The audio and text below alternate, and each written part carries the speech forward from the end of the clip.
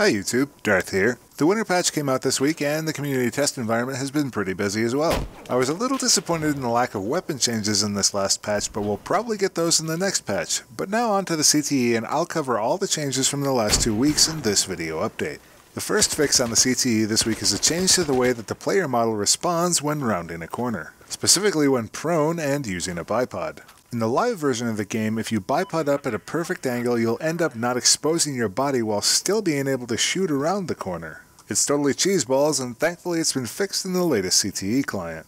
In addition to Infiltration of Shanghai, Zavod and Golmud have now joined the night map rotations. In today's gameplay, you'll notice that they're quite a bit brighter than Infiltration, and keep in mind that these are first passes on these maps. I suspect that the higher ambient brightness is so that FLIR and IR and V-scopes actually work on these maps, as on Infiltration of Shanghai they currently do not function very well. The new maps themselves play out pretty similarly to the stock versions of Zavod and Golmud, just darker. Though I really wouldn't recommend the first-person flight at night on Golmud, especially if you're trying to shoot anything, as the glare from your bullets is going to make it really hard to get anything done. So aside from the added inconvenience of the dark, there's nothing yet to set these maps apart, though like Infiltration, I suspect that there's a lot that could be done just by altering the vehicles available on the map. Additionally, to support night maps, vehicles have gotten a pass to give them headlights. Currently the headlights are always on, so the effect looks rather strange on daytime maps, though DICE has stated that this bug is temporary. Next up, there have been a number of improvements to the test range. The most immediately useful change is that the test range targets have been given the same hit points and modifiers as actual soldiers. This will let you more accurately gauge your shooting ability against simulated targets. Additionally, all the DLC pickups are also part of the map, along with the hover tank and other vehicles. There's even a scrub cannon if you're so inclined. DICE has continued tweaking the core jet gameplay, and while it feels a little bit more powerful than the last iteration, I can't help but wonder if the normalization on the cannon fire, a change that was made a few weeks ago, has made the dogfights take painfully long amounts of time. But let's get to this latest set of changes. In this latest revision, the specifics were the effective gravity was increased, engine power was increased, crawl speed was reduced, and afterburner recharge time was increased. The net effect is that I saw fewer inexplicable stalls, but there is still a definite premium on using speed from dives.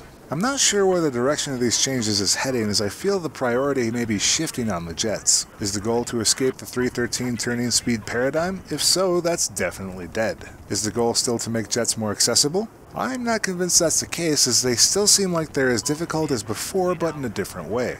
Maybe that's okay, as I think skill gaps are good, but I also think some more clarity from DICE on the ultimate goals would also be good, and maybe a slight decrease on the time to kill for stealth jets. After playing for several hours, it sounds like the enemy soldier callouts are finally gone for good. Until now, anytime your soldier was near one of several actions, like one of your allies getting killed, they would automatically call out. This was audible to the enemy team and would expose you to careful listeners. It's an action that would give your location away to enemies that you had no control over. Now, most of those callouts are gone with the exception of nearby grenades, explosions, taking damage, or throwing ammo or medkits. So now your soldier will call out only on the things that you actively do or when you're already in danger. One series of netcode fixes went live this week, and another set are in testing on the CTE. This week on the CTE, DICE delivered a number of optimizations. First, the network smoothing factor has been removed, as it has been rendered obsolete by this change. Network smoothing factor was the amount of prediction your client did between packet updates to keep soldier movement smooth. Smoothing is now handled by a new model.